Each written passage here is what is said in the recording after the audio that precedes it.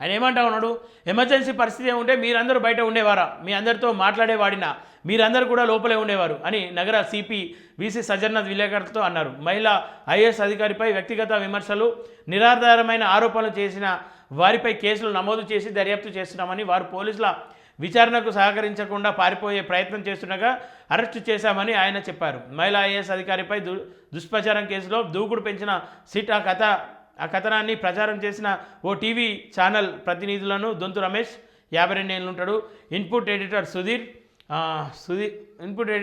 39, ఆ ఛానల్ సచివాలయం రిపోర్టర్ను బుధవారం అరెస్ట్ చేసి రిమాండ్కు తరలించింది. Channel political bureau reporter Paripoornachari అదుపులోకి తీసుకొని విచారణ అనంతరం ఆయన్ను నోటీసులు ఇచ్చి పంపించింది. దొంతు రమేష్, సుధీర్లను న్యాయస్థానం రిమాండ్ విధించింది. అయితే వారికి నోటీసులు ఇవ్వకుండా అరెస్టు చేయడం ఏంటి అని విలేకరులు సిపిని ప్రశ్నించగా, నోటీసులు ఎందుకు ఇవ్వాలి, పోలీసులు విచారణకు పిలిస్తే రావాలి అని ఆయన సమాధానమిచ్చారు. తప్పు చేయకుంటే ఎందుకు భయపడుతున్నారు అని ప్రశ్నించారు. మీడియా ప్రతినిధులు విచారణకు సహకరించాలని కోరారు. ఛానల్ సీఈఓ పోలీసుల విచారణకు హాజరు కావాలని రిపోర్టర్లు ఎందుకు పారిపోతున్నారు, అప్పటికప్పుడు టికెట్లు బుక్ చేసుకొని బ్యాంకాక్కు పరారయ్యే యత్నం చేసినందుకు అరెస్ట్ చేశామన్నారు. మరో రిపోర్టర్ విచారణకు వస్తా అని చెప్పేసి ఆ ఫోన్ స్విచ్ ఆఫ్ చేసుకుండి అని చెప్పేసి ఈయన చెప్తా ఉన్నాడు. మరి మనం కూడా ఒకసారి ఆలోచించాలి. మనం ఎందుకు పారిపోవాల్సిన పరిస్థితి ఏర్పడతా ఉంది, మనం ఎందుకు వాళ్ళకు దూరంగా అప్పటికప్పుడు టికెట్ బుక్ చేసుకొని పరారి అయ్యేందుకు ప్రయత్నం చేసినామంటే ఎంతో కొంత మన తప్పు ఉందని ఒప్పుకున్నట్టుగా. మరి తప్పు చేస్తే ఎప్పటికైనా శిక్ష తప్పది, అది వాస్తవం. మరి తప్పు చేసినప్పుడు శిక్ష అనుభవించాల్సిందే కదా. తప్పు చేసి పారిపోవాలన్న ప్రయత్నం చేస్తే ఖచ్చితంగా శిక్ష తప్పదు. తప్పని శిక్షకు పారిపోయి ఏదో దాక్కుందామనో ఇంకేదో ప్రయత్నం చేసుడు నాకు తెలిసి అయితే వృధా. అట్లాంటి ప్రయత్నం చేయకండి. ఏదైనా ఉంటే సరెండర్ అవ్వండి, సహకరించండి చెప్పి ఫోన్ స్విచ్ ఆఫ్ చేసుకున్నాడు. పారిపోయే అవకాశం ఉండడంతో అతడిని కూడా అరెస్ట్ చేశాం అని తెలిపారు. మహిళా అధికారిపై వ్యక్తిగత విమర్శలు చేయడం క్రూరత్వమే అవుతుందని, ఇలాంటి అసత్య కథనాలు ప్రచారం అయితే మహిళా అధికారులు సమాజంలో ఎలా పనిచేయగలరని ప్రశ్నించారు. సీఎం రేవంత్ రెడ్డిపై అవమానకరమైన వార్తలు రాసిన మరో వ్యక్తిపై కూడా కేసు నమోదు చేశామని, చట్టం తన పని తాను చేసుకుపోతుందని అన్నారు. నోటీసులు ఇచ్చినప్పుడు రావాలి, విచారణకు హాజరు కాకపోతే ఎక్కడున్నా అరెస్ట్ చేసి చట్టం ముందు హాజరు చేశామని సిపి పేర్కొన్నారు.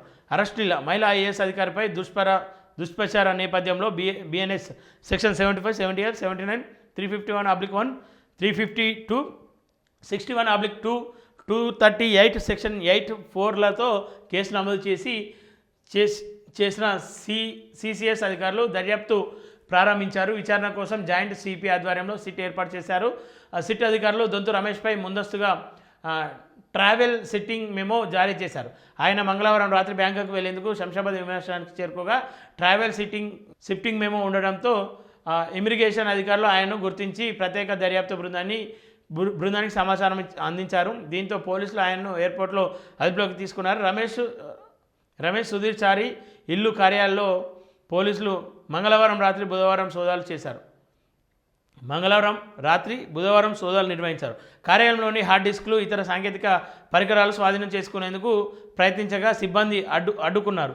బషీర్బాగ్ సిసిఎస్ కార్యాలయంలో సిట్ ఇన్ఛార్జ్ శ్వేతారెడ్డి ఆధ్వర్యంలో ప్రత్యేక దర్యాప్తు బృందం ఈ ముగ్గురిని ప్రశ్నించింది. ఆఫ్ ది రికార్డు ప్రోగ్రాంలో పరోక్షంగా పేర్కొన్న మహిళా ఐఏఎస్ ఎవరు, నల్గొండ మంత్రి ఎవరు, దీనికి సంబంధించిన సమాచారాన్ని ఎవరిచ్చారు, వారి వద్ద ఉన్న ఆధారాలేంటి అనే విషయాలపై పోలీసులు వారిని ప్రశ్నించి వాగ్మూలాలు స్వీకరించినట్లు సమాచారం. అరెస్ట్ అనంతరం దొంతు రమేష్ మీడియాతో మాట్లాడారు.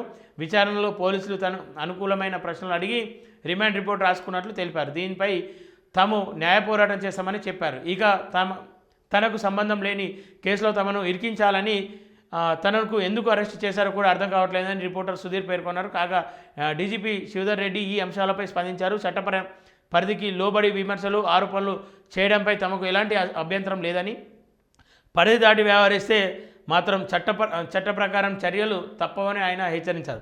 తప్పుడు వార్తలు ప్రచారం చేసి ఇతరుల వ్యక్తిగత జీవితాల్లో జోక్యం చేసుకుంటే ఎట్టి పరిస్థితుల్లోనూ ఉపేక్షించమని, అలాంటి వారిపై కఠిన చర్యలు తీసుకుంటామని ఆయన స్పష్టం చేశారని చెప్తా ఉన్నాను.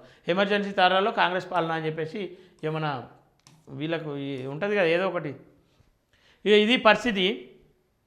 ఏదేమైనప్పటికీ రాష్ట్రంలో అయితే జర్నలిస్టుల అరెస్టు కొంత భయోందన అయితే ఏర్పాటు చేస్తూ ఉంది, కలిగిస్తూ ఉంది. ఏదేమైనప్పటికీ నేనేమంటా ఉన్నా అని చెప్పేసి అంటే ఖచ్చితంగా అరెస్ట్ చేసిరు, సరే వాళ్ళను జైల్లో వేయాల్సినంత పెద్ద శిక్ష అయితే కాదు. సరే తప్పుడు వార్త రాసిరా, దానికి సంబంధించిన లా ప్రకారం వెళ్ళండి, అంతేగాని అరెస్ట్ చేసి మన దొంగలను గుంజుకొచ్చినట్టు గుంజుకొచ్చుడు, మహిళ ఇళ్ళలోకి వెళ్ళి ఇబ్బంది పెట్టే ప్రయత్నాలు ఇవన్నీ మానుకోరు జర.